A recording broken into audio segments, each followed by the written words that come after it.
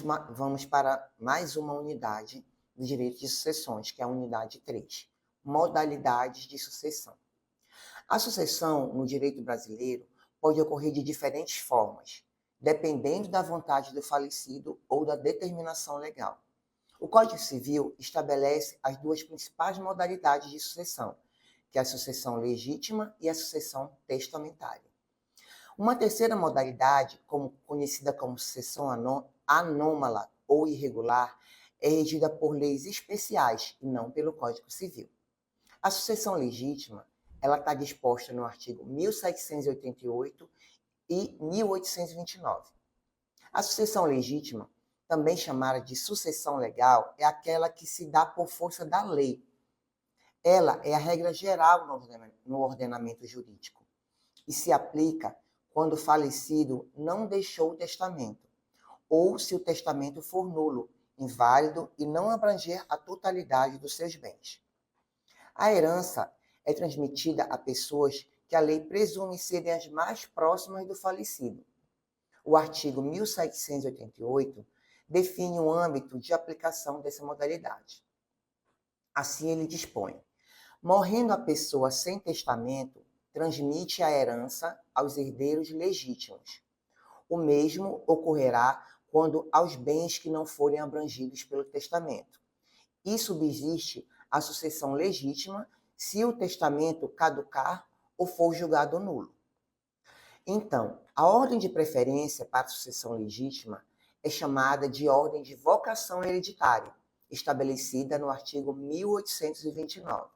Essa ordem, ela obedece à seguinte questão: descendentes, filhos, netos e bisnetos, em concorrência com o cônjuge ou companheiro sobrevivente, ascendentes, pais, avós e bisavós, em concorrência com o cônjuge ou companheiro, cônjuge ou companheiro sobrevivente, se não houver descendentes e ascendentes, e colaterais, que são irmãos, sobrinhos, tios e primos, até o 4º grau.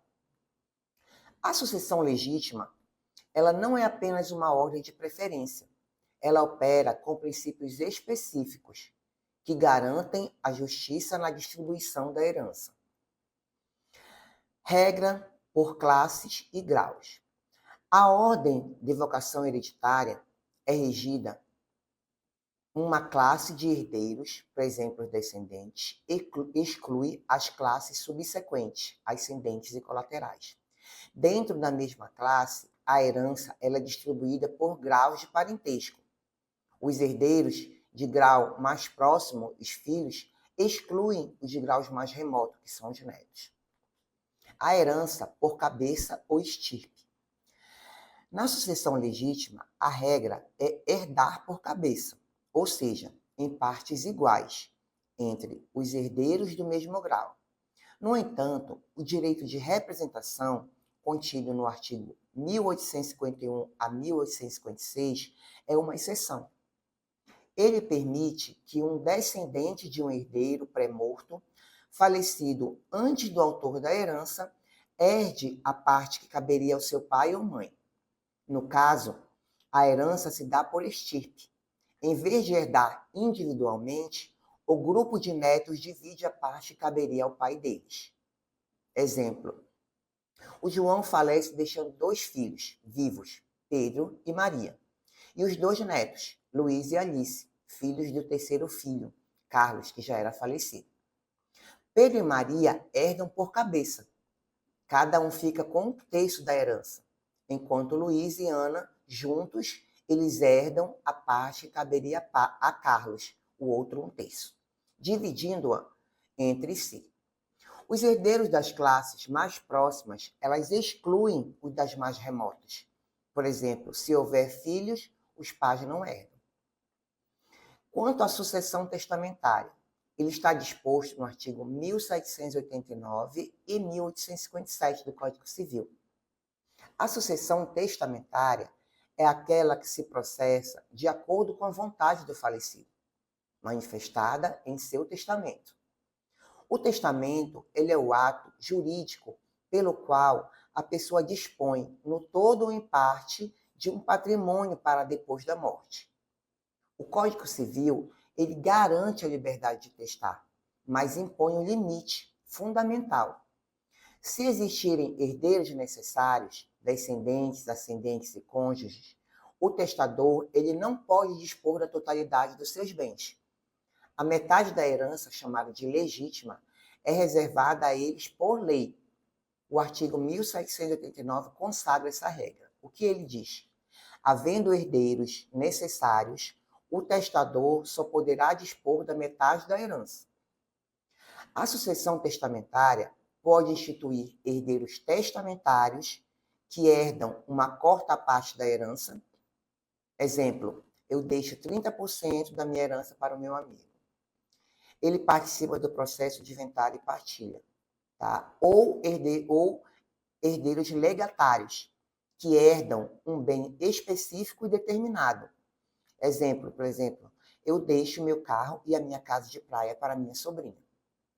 O legado, ele não se confunde com a herança, e o legatário não responde pelas dívidas do falecido. Assim, o artigo 1857 define o testamento. Toda pessoa capaz pode dispor, por testamento, da totalidade de seus bens, ou de parte deles para depois de sua morte. Os bens não incluídos no testamento, eles seguirão as regras da sucessão legítima, sendo dividido entre os herdeiros legítimos. O testamento, ele é um ato irrevogável e personalíssimo. A validade de suas disposições é avaliada no momento da posse da morte do testador, garantindo que o ato reflita a sua última vontade. A revogação do testamento é a forma mais comum de alteração das disposições de última vontade. O que é a sucessão anômala ou irregular? A sucessão anômala, também conhecida como sucessão irregular, é aquela que não segue as regras gerais do Código Civil, sendo regida por uma legislação especial. Essa modalidade é uma exceção e se aplica a bens específicos que possuem um tratamento diferenciado por sua natureza jurídica ou social. Diferente de outras modalidades, a sucessão anômala ela não possui artigos dedicados ao Código Civil. Ela é regulada por outra legislação. Alguns exemplos práticos disso são os bens de família. A Lei 8.009 de 90, de que trata da impenhorabilidade do bem de família, estabelece que ele não pode ser partilhado em alguns casos, e sua sucessão pode ser regida por regras próprias, garantindo a moradia dos herdeiros. Verbas trabalhistas, como FGTS, PIS, PASEP. A Lei 6.858 de 80 dispõe sobre o pagamento de valores não recebidos em vida pelos titulares. O artigo 1º dessa lei estabelece que esses valores são pagos aos dependentes habilitados perante a Previdência Social, ou, na falta deles, aos sucessores previstos na Lei Civil, independentemente de inventário ou arrolamento. Vamos falar também sobre os títulos de domínio de terras públicas. A sucessão de concessões de terras públicas é frequentemente regulada por leis agrárias especiais. Então, assim, o principal motivo para a existência de leis de sucessão anômala é a desburocratização e agilidade na transmissão dos bens de pequeno valor ou de natureza peculiar, evitando um moroso processo de inventário. A lei permite que o patrimônio seja transmitido rapidamente, o que beneficia, por exemplo, os dependentes de um trabalhador falecido. Ao final desta unidade, nós vamos ver um quadro comparativo, que fala das características de sucessão da legítima, sucessão testamentária e sucessão anômala. Vocês deem uma olhada nesse quadro e não esqueçam de verificar a atividade e os questionários no final desta unidade.